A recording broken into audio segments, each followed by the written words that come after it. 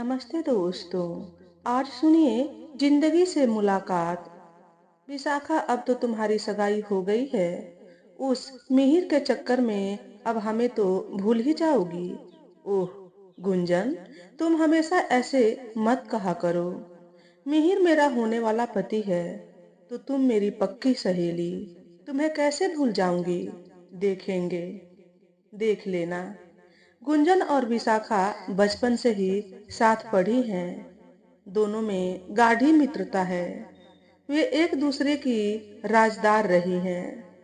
विशाखा के पिताजी रेलवे में स्टेशन मास्टर हैं और गुंजन के पिता टैक्सी ड्राइवर।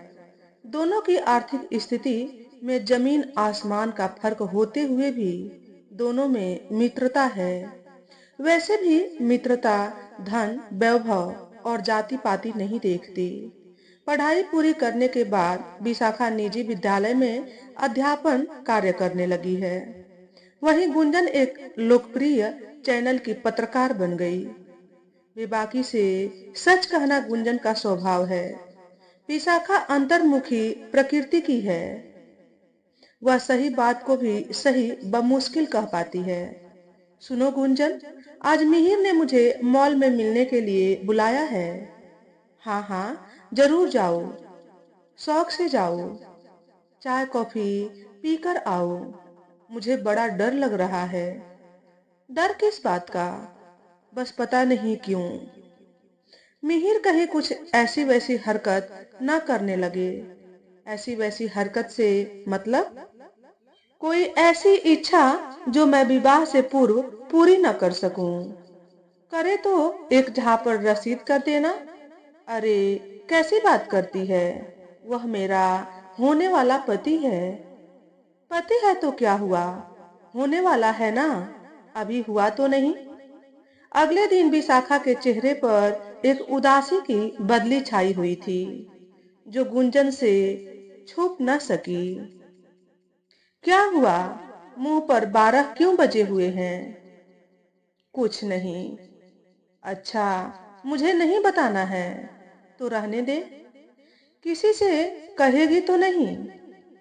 आज तक कहा है। मुझे तुझ पर यकीन है, तो बोल दे सारी मन की बातें। पता है, कल मिहिर मिला था। हाँ, फिर क्या हुआ? कहने लगा मैंने यहीं पास में एक होटल में कमरा बुक किया है, थोड़ी देर वहां समय गुजारते हैं। जब मैंने कहा कि कॉफी शॉप पर भी समय गुजारा जा सकता है, तो जैसे उसने जिद ही पकड़ ली और कहने लगा मैं तुम्हारा होने वाला पति हूँ। इतनी सी बात भी नहीं मानती। मैं काफी समय तक आश्चर्यचकित सी उसे देखती रही। फिर मैंने उसकी आंखों में कुछ ऐसा देखा जो मैं देखना नहीं चाहती थी। एक अधिकार, मालिकाना हक, स्वयं की प्रभुता सिद्ध करने की ललक। उसने कॉफी शॉप में मेरा हाथ जोर से पकड़ते हुए कहा, चलती है या नहीं। पता नहीं क्यों मुझे उसका इस प्रकार बोलना अच्छा नहीं लगा और मैंने हाथ झटक दिया। इतना करना था कि वह मुझ पर चिल्लाने लगा, तू मेरी होने वाली बीवी है, जैसा मैं कहूंगा तुझे करना ही पड़ेगा। फिर क्या हुआ? होना क्या था? कॉफी शॉप में बैठे सभी व्यक्ति मेरी ओर देखने लगे। उन नजरों में मेरे लिए सहानुभूति थी, दया थी और मुझे शर्मिंदगी का अनुभव हो रहा था। मैंने उससे धीरे बोलने की रिक्वेस्ट की तो उसने अपनी आवाज को और बुलंद कर लिया। फिर तेरी कही बात याद आ गई और एक झापड़ रसीद कर दिया उसे। ठीक किया, वेल डन। रात को ही पापा के पास मिहिर के पिता का फोन आ गया। उन्होंने मेरी शिकायत की कि तुम्हारी बेटी गुस्से की बहुत तेज है। आजकल के लड़के लड़कियां तो विवाह से पूर्व मिल ही लेते हैं, इसमें बुरा ही क्या है। वैसे भी हमारा बेटा एक अच्छा इंसान है। मैंने माँ को कॉफी शॉप में हुई घटना अक्षर अक्षर घर आकर बता दी थी। तो माँ ने भी मिहिर के पापा को बोल दिया, आपका बेटा अच्छा है तो हमारी बेटी भी बुरी नहीं है। और वैसे भी कोई भी रिश्ता आपसी तालमेल और समझ पर ही चलता है। यदि मिहिर विशाखा की भावनाओं को समझेगा ही नहीं, तो फिर इनके गृहस्थ जीवन की गाड़ी कैसे चलेगी? उसकी गरिमा, उसकी सेल्फ रिस्पेक्ट मिहिर नहीं रखेगा तो इस विवाह का क्या औचित्य है? फिर क्या हुआ?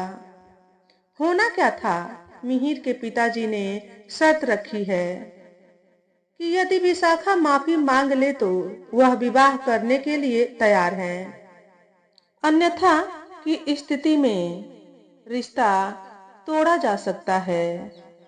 तो इसीलिए उदास है कि मिहिर का रिश्ता हाथ से निकल गया, या तुझे माफी मांगनी पड़ेगी? नहीं, मैं इसलिए उदास हूं कि मैं क्यों नहीं कॉफी शॉप में ही उससे सारे रिश्ते तोड़ नहीं आई। क्यों माँ बाबूजी के निर्णय की प्रतीक्षा की? उस जैसे जिद्दी सनकी और डोमिनेटिंग नेचर के व्यक्ति के साथ मैं जीवन गुजार ही नहीं सकती। आज तुझ पर मेरी संगत का असर आ गया है, वरना मुझे हमेशा यही लगता रहा कि तू गलत बात का विरोध नहीं करती। तेरी सहन शक्ति देखकर मुझे फ्रस्ट्रेशन होती थी। आज खुशी मिल रही है कि तू अपने निर्णय स्वयं ले पा रही है।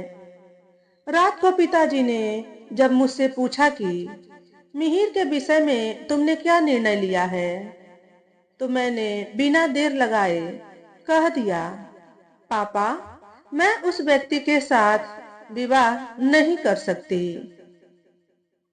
सरकारी नौकरी होना, बैंक बैलेंस होना, महानगर में मकान का होना काफी नहीं। गुजारा इन सब से नहीं होता जब तक जीवन साथी के विचार हमसे ना मिलते हों। यह सब चीज प्राथमिक नहीं, प्राथमिक तो उस इंसान का स्वभाव है जिसके साथ पूरा जीवन गुजारना है। फिर अब मुंह क्यों लटका रखा है? सब कुछ तो सॉल्व हो गया। बस यही सोचकर कि दुनिया वाले क्या कहेंगे, रिश्ता क्यों टूट गया, अवश्य ही मुझे दोष देंगे। गुंजन ने अपने माथे पर हाथ मारते हुए कहा, उफ, ढाक के वही तीन पात। अब दुनिया के विषय में क्यों सोचने लगी? यदि तू मिहिर से विवाह कर लेती और विवाह होरोपंत मिहिर अत्याचार करता और फिर तू चुपचाप सहन करती, तब क्या दुनिया वाले आकर तेरा बचाव करते? चल अब इतना मत सोच। कल मिहिर से मुलाकात की थी, आज जिंदगी से मुलाकात करते हैं। पूरा दिन हंसते खेलते हुए बिताते हैं। इतना सुनकर विशाखा के चेहरे से विषाद की रेखाएं गायब हो गई। तो दोस्तों, आज के वीडियो में बस इतना ही। अगर हमारे द्वारा बताई गई कहानी थोड़ी सी भी अच्छी लगी हो तो वीडियो को लाइक और शेयर करें।